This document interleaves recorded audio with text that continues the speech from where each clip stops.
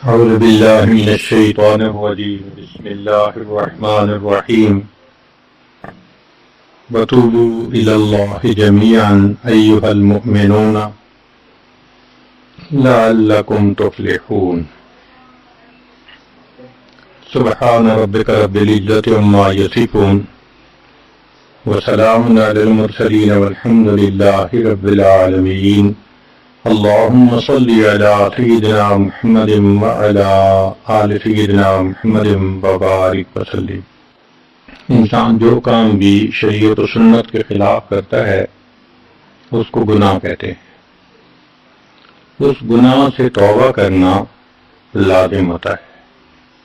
ارشاد باری تعالی ہے وَتُوبُوا إِلَى اللَّهِ جَمِيعًا أَيُّهَا الْمُؤْمِنُونَ لَعَلَّكُمْ تُفْلِحُونَ، اور اے ایمان والو تم سب کے سب اللہ کے سامنے توبہ کرو تاکہ تم فلاح پا جاؤ۔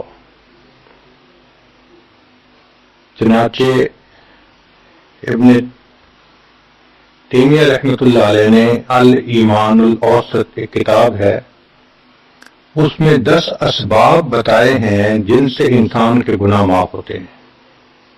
یہ 10 اسباب ہمیں زبانی یاد ہونے چاہیے تاکہ ہم ان کے ذریعے سے اپنے گناہوں کی بخشش کا بندوبست کر لیں۔ سب سے پہلا سبب استغفار۔ استغفار کہتے ہیں کہ اپنے گزرے ہوئے گناہوں پر نادم ہونا۔ شریعت نے کہا الندم توبۃ، ندامت یہ توبہ ہے، اور حدیث مبارکہ میں ہے کہ قیامت کے دن سب سے زیادہ خوش انسان وہ ہوگا من وجد فی صحیفتہ استغفارا کثیرا، جس کے نام اعمال میں کثرت کے ساتھ استغفار لکھا ہوا ہوگا۔ تو ہمیں کثرت سے استغفار پڑھنا چاہیے۔ چنانچہ ایک شخص حضرت حسن اللہ عنہ کے پاس آیا، حضرت بہت گناہ گار ہوں، کوئی عمل بتائیں۔ فرمایا استغفار پڑھو۔ ایک اور آدمی آیا، حضرت بارش نہیں ہو رہی، کوئی عمل بتائیں۔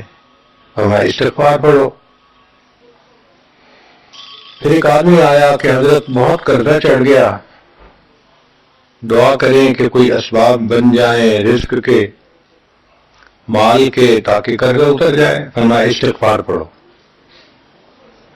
پھر ایک شخص آیا کہ حضرت دعا کریں اللہ مجھے بیٹا دے دے۔ فرمایا استغفار کرو۔ ایک آدمی آیا میرا باغ ہے، دعا کریں کہ میرا پھل زیادہ لگے۔ فرمایا استغفار کرو۔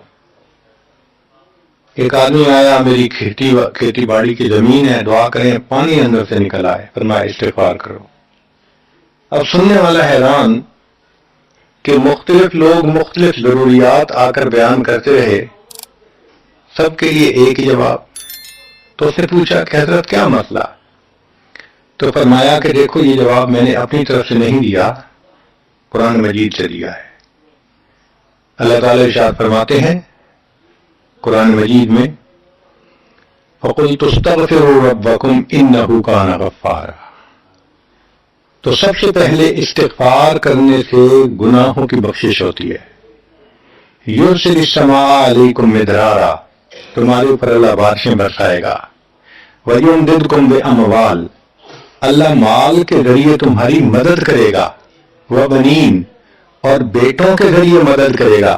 وَيَجْعَلْ لَكُمْ جَنَّاتٍ، اور اللہ تعالیٰ تمہیں درختوں پہ پھل زیادہ عطا کرے گا۔ وَيَجْعَلْ لَكُمْ أَنْهَارًا، اور اللہ تعالیٰ تمہارے لیے زمین سے چشمے جاری فرما دے گا۔ آپ اگر غور کریں تو ہماری روزمرہ کی جو پریشانیاں ہیں وہ انہی میں سے ہیں۔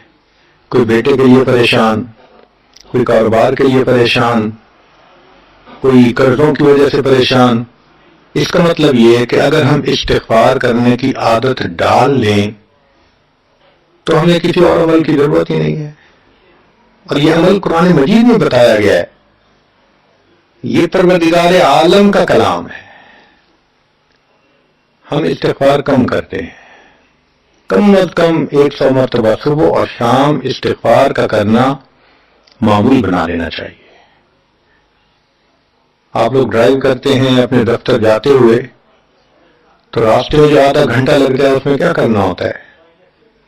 بعض لوگ نعت سن لیتے ہیں، تلاوت سن لیتے ہیں، وہ بھی عبادت ہے، لیکن اس سے زیادہ بہتر یہ ہے کہ انسان خود پڑھے کچھ. تو اگر اس دوران آپ استغفر اللہ ہی پڑھتے رہیں تو سینکڑوں دفعہ استغفار نامہ اعمال میں لکھا جائے گا. اور اگر پورا پڑھ لیں استغفر اللہ ربی من کل ذنب واتوب الیہ تو یہ سونے پہ سہاگے والی بات ہے. تو اپنے ٹائمنگز کو ایسے ایڈجسٹ کریں کہ اس میں درود استغفار کثرت کے ساتھ آپ پڑھ سکیں، کیونکہ حدیث پاک میں یہ فرمانا کہ قیامت کے دن وہ بندہ بہت خوش ہوگا جس کے نام اعمال میں استغفار زیادہ ہوگا. دوسرا سبب ہے توبہ. توبہ اور استغفار بہت قریب قریب ہیں، ان میں لائن آف ڈیمارکیشن ڈالنا تھوڑا ڈیفیکلٹ ہے، مگر علماء نے لکھا ہے کہ استغفار پچھلے گناہوں پہ ریپینٹنس کو کہتے ہیں، اور توبہ آئندہ گناہوں کو کمٹ نہ کرنا، اس کی کمٹمنٹ کرنا، عزم کرنا، اس کو کہتے ہیں. توبہ عزم جازم، ایک عہد کرنا کہ میں نے آج کے بعد گناہ نہیں کرنا، یہ توبہ کہلاتا ہے.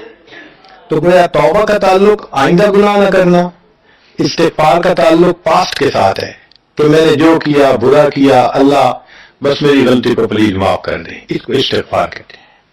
اور یہ استغفار کا حکم اللہ رب العزت نے اپنے حبیب صلی اللہ علیہ وسلم کو دیا. فسبح بحمد ربک واستغفرہ، حکم ہے، صیغہ ہے امر کا. اللہ کے محبوب صلی اللہ علیہ وسلم کو اگر یہ حکم ہے تو سوچئے پھر ہمیں استغفار کرنے کی کتنی ضرورت ہے. توبہ ہر بندے پہ کرنی ضروری. چنانچہ کافر ہے تو وہ کفر سے توبہ کر کے مسلمان بن جائے، مومن ہے گناہوں سے توبہ کر کے نیک بن جائے.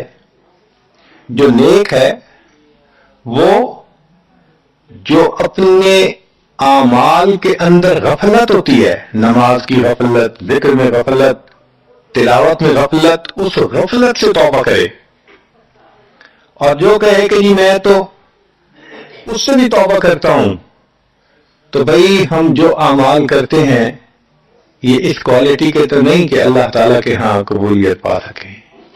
اب پھر استغفار کرنا کہ اللہ اس کو قبول کر لیجئے، کیونکہ اللہ کے محبوب صلی اللہ علیہ وسلم نے فرمایا ما عبدنا کا حق کا عبادت، اے اللہ ہم نے عبادت نہیں کی جیسے عبادت کرنے کا حق تھا. اگر سید الاولین والآخرین صلی اللہ علیہ وسلم یہ فرماتے ہیں، ہم کے کھیت کی گاجر مولی ہیں، ہماری عبادتیں کیا عبادتیں ہیں. تو استغفار کرنا، توبہ کرنا ہم میں سے ہر بندے پر لازم ہے. تیسری چیز جس سے کہ گناہ معاف ہوتے ہیں، الحسنات الماحیہ، نیکیاں. جو انسان نیک اعمال کرتا ہے تو گناہ دھل جاتے ہیں. نیک اعمال کی مثال صابن کی ہے، گناہوں کی مثال میل کی سی ہے. صابن جتنا زیادہ لگتا ہے اتنا میل دھل جاتی ہے. ان الحسنات یذہبن السیئات. یہاں شیطان دھوکہ دیتا ہے. مثلا کوئی بچہ تعلیم پا رہا ہے مگر کوئی گناہ بھی کرتا ہے، تیرے علم کا کیا فائدہ، گناہ تو چھوڑتا نہیں. بھائی اگر گناہ کرتے ہیں تو علم تو الٹا ان گناہوں کو دھوئے گا، وہ علم ہی چھڑوا دیتا ہے تاکہ دھونے کا مسئلہ ہی نہ رہے. اب عورت سوچے گی میں پردہ تو کرتی نہیں، نمازوں کا کیا فائدہ. یہ دھوکہ ہے شیطان کا. بھئی آپ نمازیں پڑھتی رہو، اس نمازوں کی برکت سے اللہ پھر پردے کی بھی توفیق دے دیں گے. تو نیکی نہیں چھوڑنی چاہیے کبھی بھی. یہ سوچ کے جی میں اچھا تو ہوں نہیں، کیا فائدہ. فائدہ ہے. جب اللہ فرما رہے ہیں کہ نیکیاں گناہوں کو دھو دیتی ہیں، بھئی گناہ تو ہم چھوڑتے نہیں اور نیکی آرام سے چھوڑ دیتے ہیں، یہ کہاں کی لاجک ہے. تو اس لیے نیکی بھاگ بھاگ کے کرنی چاہیے. اگر گناہ ہے تو نیکی اور زیادہ کریں تاکہ نیکی کی برکت سے گناہوں کی ظلمت ختم ہو جائے اور دھل جائے. حدیث پاک میں ہے بندہ گناہ کرتا ہے لکھ دیا جاتا ہے، دوسرا گناہ، تیسرا، 5 گناہ کرتا ہے، پھر اس کے بعد وہ ایک نیکی کرتا ہے تو نیکی والا فرشتہ کہتا ہے کہ دیکھو اللہ کے ہاں دستور ہے من جاء بالحسنۃ فلہ عشر امثالھا، اس کو 10 نیکیاں ملنی تھی، تم نے 5 گنا لکھے ہیں نا، اچھا تم 5 گنا مٹا دو، میں نامہ اعمال میں 10 نیکیوں کی بجائے صرف 5 نیکیاں بیلنس وہ ڈال دیتا ہوں۔ چنانچہ 5 گنا مٹا دیے جاتے ہیں، 5 نیکیاں نامہ اعمال میں لکھ دی جاتی ہے۔ اس لیے خوب نیکی کرنی چاہیے تاکہ اللہ تعالیٰ گناہوں کی ظلمت سے ہمیں محفوظ فرما دے۔ چوتھی چیز جس سے کہ گناہ معاف ہوتے ہیں، دعاء المؤمنین للمؤمن، جو ایمان والے ایک دوسرے کے لیے دعائیں کرتے ہیں اس سے بھی گناہ معاف ہوتے ہیں۔ چنانچہ عمر لانو جا رہے تھے عمرے کے لیے، نبی اسلام نے فرمایا اے بھائی ہمیں اپنی دعاؤں میں نہ بھولنا، تو نبی اسلام نے امت کو تعلیم دی کہ ایک دوسرے کو دعاؤں کے لیے کہنا چاہیے۔ یہ بہت اچھی عادت ہے کہ جب کسی سے ملیں جی ہمیں اپنی دعاؤں میں یاد رکھیں، والدین کو کہنا، بڑوں کو کہنا، دوستوں کو کہنا، کیا معلوم کس کی مانگی ہوئی دعا کام آ جائے۔ اس دعا کا فائدہ ہوتا ہے نا، تبھی تو قرآن مجید میں دعا سکھائی گئی، ربنا اغفر لنا ولاخواننا الذین سبقونا بالایمان، اے اللہ جو ہم سے پہلے ایمان والے چلے گئے ان کی بھی مغفرت فرما دے۔ تو فائدہ ہوتا ہے تو قرآن نے دعا سکھائی ہے نا۔ تو ایمان والوں کی دعاؤں سے دوسرے ایمان والوں کو فائدہ ہوتا ہے۔ حدیث پاک میں ہے دوست کی دعا دوست کے پیچھے رد نہیں کی جاتی، کیوں؟ اس میں خلوص ہوتا ہے۔ تو اس لیے حدیث پاک میں ہے، مسلم شریف کی روایت ہے کہ اگر کوئی آدمی فوت ہو جائے اور 40 آدمی جنازہ پڑھ لیں جو ایمان والے ہوں، توحید والے ہوں، فرمایا ما من رجل مسلم یموت فیقوم علی جنازتہ 40 رجلا لا یشرکون باللہ شیئا الا شفعهم اللہ فی، اللہ 40 بندوں کی نماز جنازہ کو قبول کر کے میت کی مغفرت فرما دیتے ہیں۔ 5واں عمل ما یعمل للمیت من اعمال البر، ہم اپنے فوت شدہ لوگوں کے لیے جو نفل کے کوئی نیک کام کرتے ہیں اس سے بھی ان کے گناہ معاف ہوتے ہیں۔ مثلا صدقہ کر دیا، قرآن پاک پڑھا، ان کو بخش دیا، ان کی طرف سے عمرہ کیا، حج کیا، ان نفلی اعمال کا ثواب ان کو ملتا ہے، اس کی وجہ سے ان کے گناہوں کو معاف کر دیا جاتا ہے۔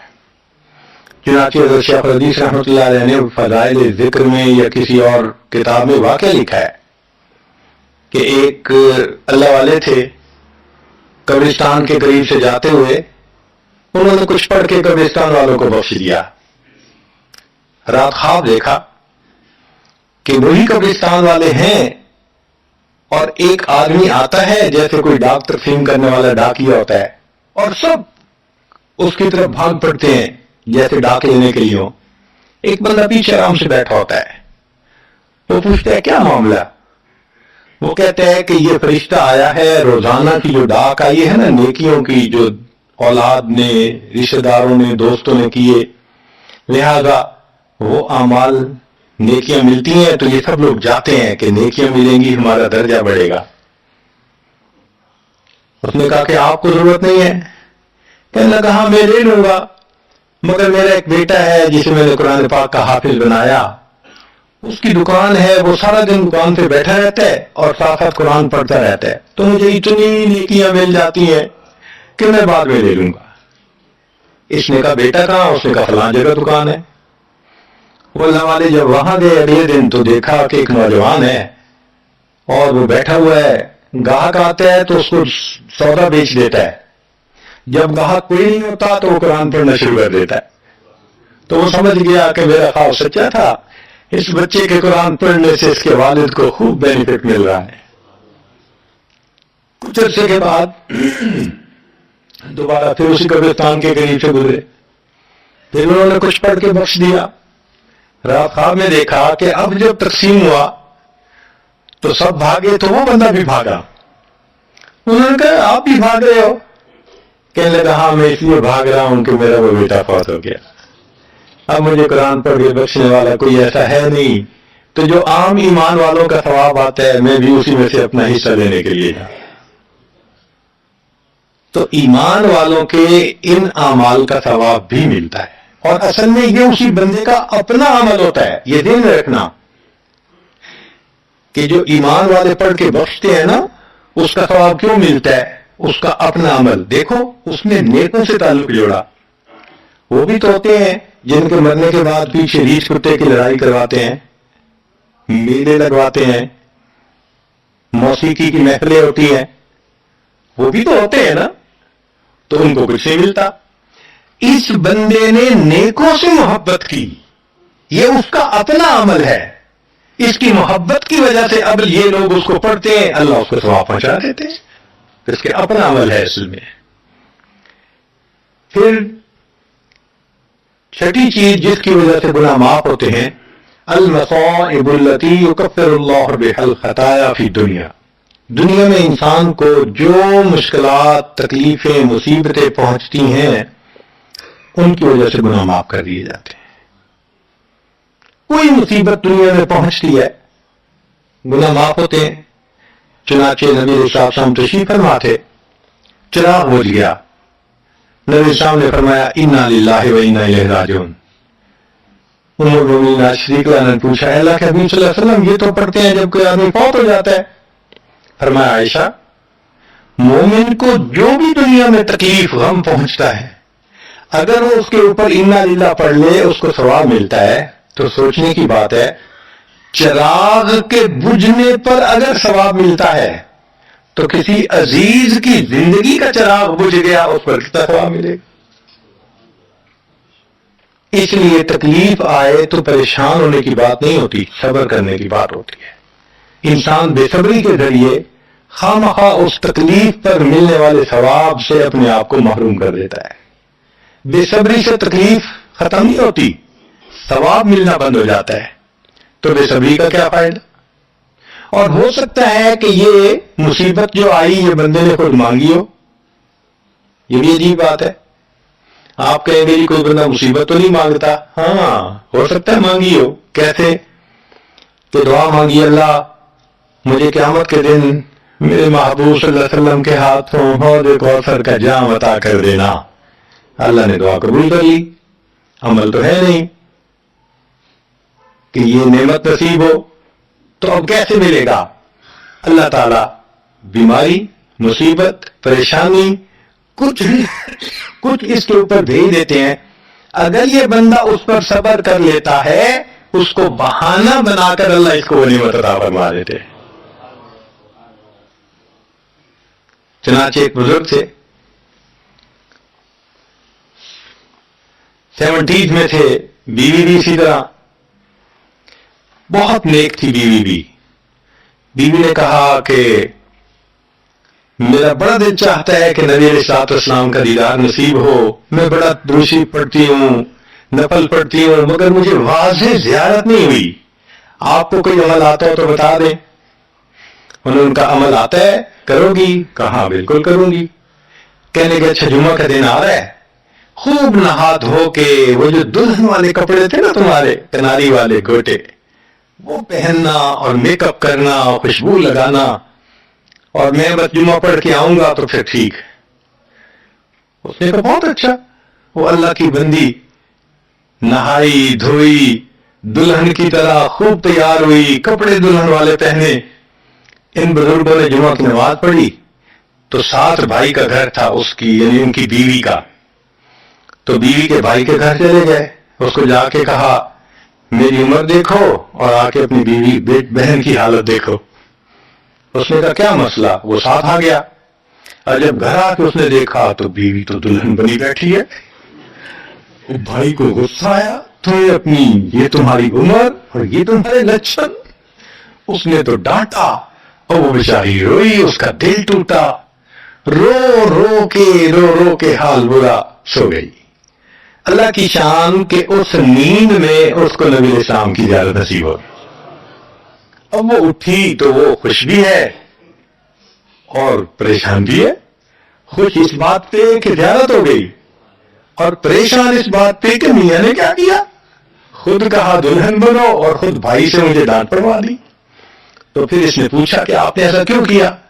انہوں نے کہا دیکھو میں تمہاری زندگی کو قریب سے جانتا ہوں، میں نے تمہیں اتنا پیار محبت سے رکھا ہے کہ تمہیں زندگی کے کوئی تکلیف نہیں پہنچنے دی، میں نے تم نے عبادت کی انتہا کی ہے، مگر کچھ نعمتیں ہوتی ہیں جو دل ٹوٹنے پہ ملتی ہیں، تو تمہارا تو کبھی دل ٹوٹا نہیں، تو میں نے ایک بہانہ بنایا کہ تمہیں کہا دلہن بنو، بھائی کو شکایت لگا دی، اسے ڈانٹ پلا دی، تمہارا دل ٹوٹا، اللہ کو رحم آ گیا، اللہ تعالیٰ ٹوٹے دلوں پر رحم فرما دیتے ہیں۔ تو ممکن ہے کہ یہ مصیبت، یہ پریشانی اللہ کی طرف سے ہمارے لیے انعام کا سبب بن کے آئی ہو۔ اس لیے ہمارے بزرگوں نے کہا سکھ دکھاں تو دیوا وار، کہ میں سکھوں کو دکھوں پہ قربان کر دوں، سکھ دکھاں تو دیوا وار، دکھ آن ملائم یار، کہ دکھوں نے مجھے میرے یار سے ملا دیا۔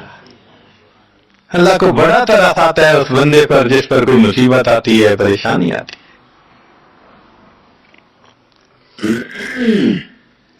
پھر ساتویں چیز جس سے کہ گناہ معاف ہوتے ہیں، ما يحصل في القبر من الفتنة والزغطة والروع، قبر کے اندر انسان جب جائے گا تو اس کو وہاں پر ضغط قبر پیش آئے گا، قبر دباتی ہے، اس قبر کے دبانے سے بھی گناہ معاف ہوتے ہیں، اور یہ ضغط قبر ہر کسی کو پیش آئے گا۔ سعد لانو ایک صحابی ہیں، نبی اسلام نے ان کا جنازہ پڑھایا اور اللہ کے محبوب صلی اللہ علیہ وسلم پنجوں کے بل چلنے لگے، تو صحابی نے پوچھا اے اللہ کے حبیب وسلم آپ ایسے چل رہے ہیں؟ فرمایا سعد کی نماز جنازہ میں شرکت کے لیے اتنے فرشتے آسمان سے اتر آئے، مجھے پاؤں رکھنے کی جگہ نہیں مل رہی۔ یہ پھر حدیث پاک میں آتا ہے کہ نبی اسلام نے فرمایا سعد کی وفات پر اللہ کا عرش بھی 3 دن تک روتا رہا۔ جن کی وفات پہ اللہ کا عرش روئے، اللہ کے فرشتے جنازے میں اترے، کیسے اللہ کے مقبول بندے ہوں گے؟ پھر نبی اسلام نے فرمایا سعد کو بھی ضغط قبر پیش آیا۔ تو اس کا مطلب یہ ہے کہ یہ ضغط قبر تو پیش آنا ہی ہے، ہر کسی کو آنا ہے، کوئی بھی ہو۔ اب یہ عجیب سی بات ہے، مگر اس کو سمجھیں کہ کیوں پیش آنا ہے۔ آپ اگر کسی ریسٹورنٹ پہ جائیں اور جا کے سویٹ ڈش کھائیں یا کباب کھائیں تو بل پے کرنا پڑتا ہے نا، گروسری اسٹور سے جا کے کوئی چیز لائیں بل پے کرنا پڑتا ہے نا، ہر چیز کا بل ہوتا ہے نا۔ اس دنیا میں انسان جو مزے لیتا ہے بھلے جائز صحیح، ان کی بھی ایک کاسٹ ہے اور وہ اسے پے کرنی پڑے گی، اور وہ کاسٹ ضبط قبر سے پے ہوگی۔ اس لیے جس کی زندگی غربت میں گزری ہوگی اس کا ضبط قبر بہت کم ہوگا، اور جس نے عیش آرام مزے سہولت انجوائے کیا کاسٹ تو دینی پڑے گی نا۔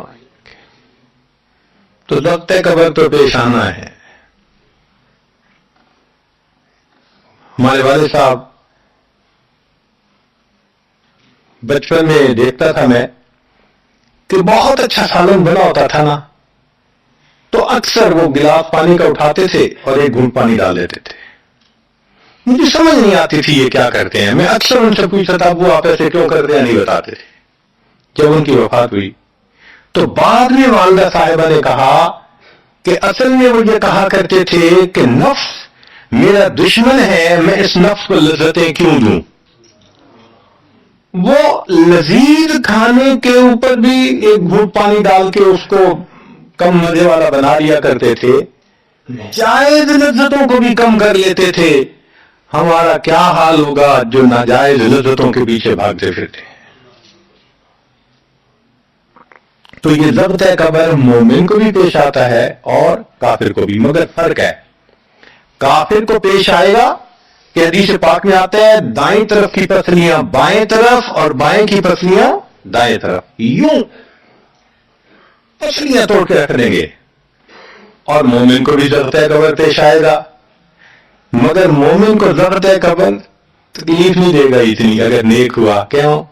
اچھا آپ بتائیں سر میں درد ہو تو آپ کہتے ہیں ذرا سر دبا دو، تو تکلیف ہوتی ہے یا راحت ملتی ہے؟ سر دبانے سے راحت ملتی ہے۔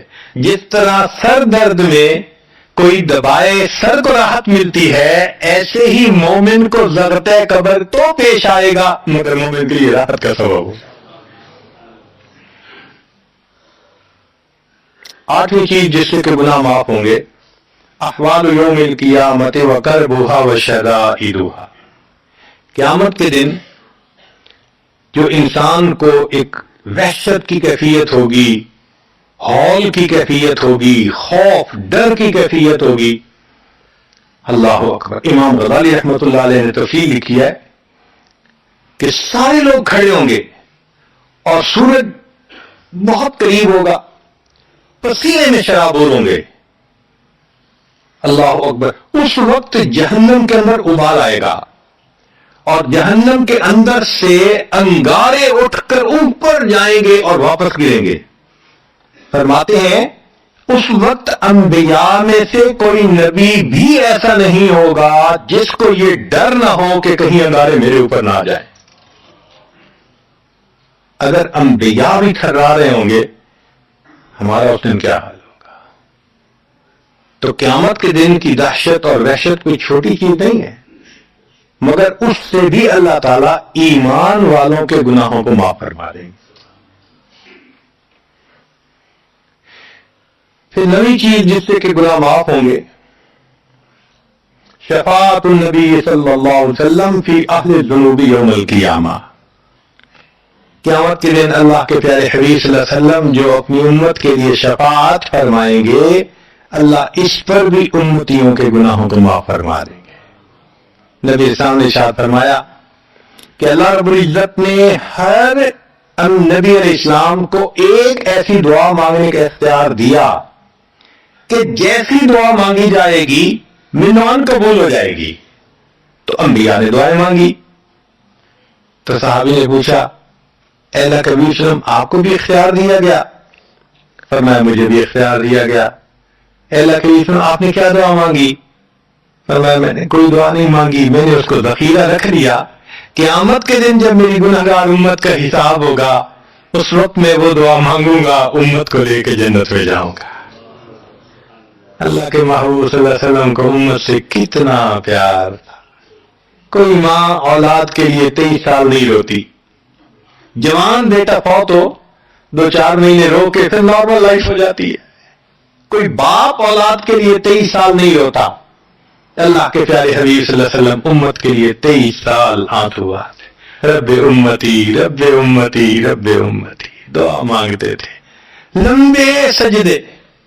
ام المؤمنین عائشہ رضی اللہ عنہا فرماتی ہیں کہ محبوب صلی اللہ علیہ وسلم کے آنسو جو مصلی پہ گرتے تھے، مجھے لگتا تھا کہ بارش کے قطرے زمین کے اوپر گر رہے ہیں، ایسی آواز محسوس ہوتی تھی۔ اور اتنا لمبا سجدہ ہوتا تھا کہ کبھی کبھی میں اٹھ کے محبوب صلی اللہ علیہ وسلم کے پاؤں کے انگوٹھے کو ٹچ کرتی تھی کہ ابھی جان تو سلامت ہے نا، تب مجھے احساس ہوتا تھا نہیں ابھی تک زندہ ہے، سجدہ لمبا ہو گیا۔ اتنا لمبا سجدہ کس کے لیے؟ اللہ امت کو گناہوں کو معاف فرما دے، امت کے گناہوں کو معاف۔ چنانچہ جب نبی علیہ الصلوۃ والسلام پر آخری یعنی مرض آئی، بیماری کی کیفیت آئی، تو اللہ کے نبی صلی اللہ علیہ وسلم کو بخار بہت تیز ہو گیا تھا، اور جو مسجد میں آخری مرتبہ لائے تھے تو 2 آدمی تھے، ایک ادھر تھا ایک ادھر تھا، اور اللہ کے نبی صلی اللہ علیہ وسلم نے ان کا سہارا لیا تھا اور بہت مشکل سے چل کے تشریف لائے تھے۔ یہ آخری نماز تھی، پھر واپس تشریف لے گئے، بخار اور تیز ہو گیا۔ سیدہ عائشہ رضی اللہ عنہا فرماتی ہیں کہ میں نے اوپر کپڑا سے ڈال دیا، کپڑے کے اوپر سے مجھے گرمی محسوس ہو رہی تھی۔ میں نے پانی کا ایک پیالہ پیش کیا، اللہ کے حبیب صلی اللہ علیہ وسلم پانی کے پیالے میں ہاتھ مبارک ڈالتے تھے اور اپنے چہرے پہ لے رہے تھے، اور جسم تھا کہ جیسے کوئی گرم چیز میں سے گرمی نکل رہی ہوتی ہے، اس طرح وہ بخار سے دہک رہا تھا۔ فرماتی ہیں کہ مجھے محسوس ہوا کہ یہ تو بہت تیز بخار ہے، کبھی ایسا نہیں دیکھا۔ تو میں نے پوچھا اے اللہ کے حبیب صلی اللہ علیہ وسلم بخار ایسا تو کبھی نہیں دیکھا، اتنا زیادہ تیز، اتنا زیادہ تیز۔ نبی اسلام نے فرمایا عائشہ، مومن کو سکرات موت کے وقت جو تکلیف ہوتی ہے اس پر بھی اس کے گناہ معاف ہوتے ہیں۔ میں نے اللہ سے یہ دعا مانگی تھی، اللہ جب میری سکرات کا وقت آئے تو مجھے تکلیف زیادہ دے دینا، اور اس کے بدلے اللہ میری امت کے گناہوں کو معاف فرما دینا۔ عائشہ، یہ وہ سکرات ہے جس کی وجہ سے مجھے تکلیف بہت ہے، اللہ کے محبوب صلی اللہ علیہ وسلم کو اتنی تکلیف ہو رہی تھی۔ اتنے میں اطلاع ملی، دروازہ کھٹکھٹایا گیا، پوچھا کون؟ جواب ملا جبریل علیہ السلام اور اسرائیل علیہ السلام اجازت مانگتے ہیں آنے کی۔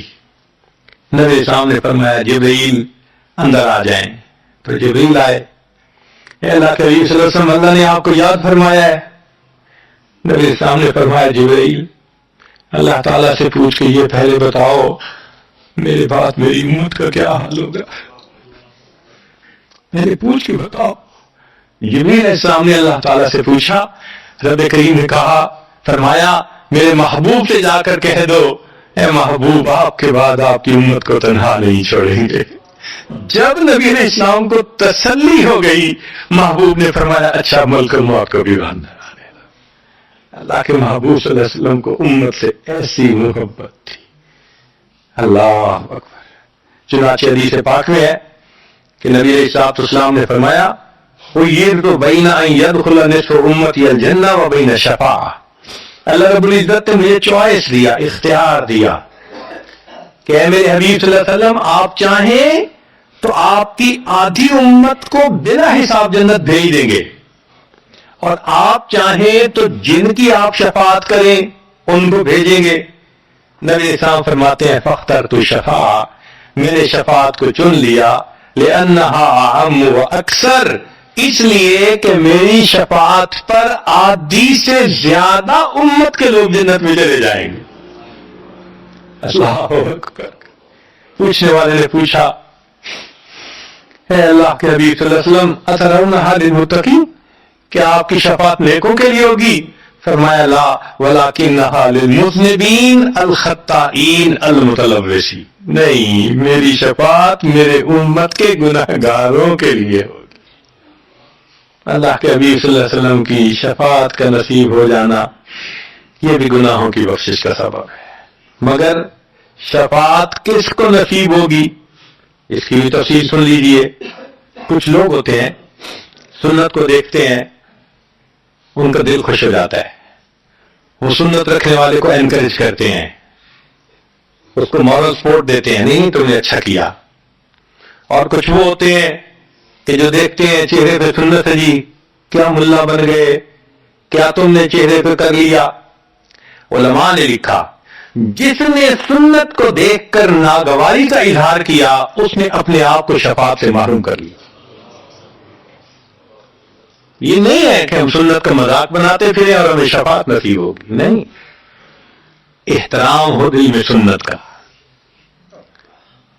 نبی علیہ السلام کی ایک ایک سنت پہ قربان ہو انسان، جب یوں محبت ہوگی تو پھر نبی علیہ السلام کی شفاعت بھی ان کے لیے ہوگی۔ 10واں سبب جس سے کہ گناہ معاف ہوں گے، رحمت اللہ و عفوہ و مغفرتہ بلا سبب من العباد۔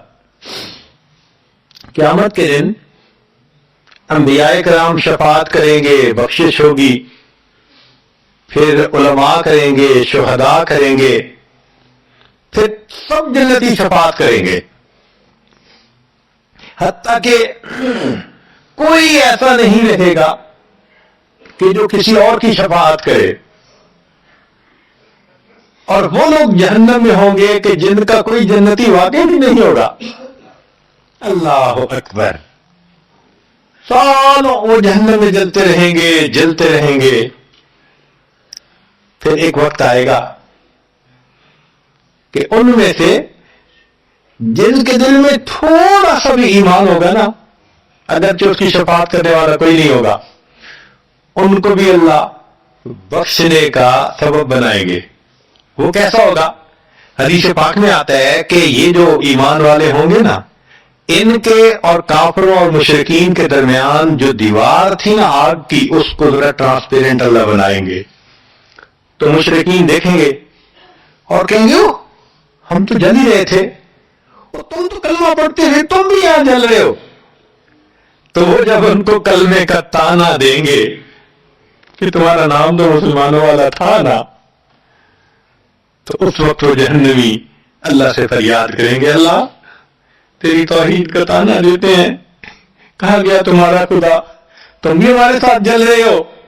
جب وہ فریاد کریں گے، اللہ تعالیٰ جبرائیل علیہ السلام کو فرمائیں گے، جبرائیل جاؤ، جس کے دل میں ذرہ برابر بھی تمہیں ایمان نظر آتا ہے اس کو بھی جہنم سے نکال، ان کو بھی جہنم سے نکال دیا جائے. پھر اس کے بعد وہ بچیں گے کہ جن کا ذرہ ایمان بھی نہیں فرشتے کو نظر آئے گا، مگر اللہ فرمائیں گے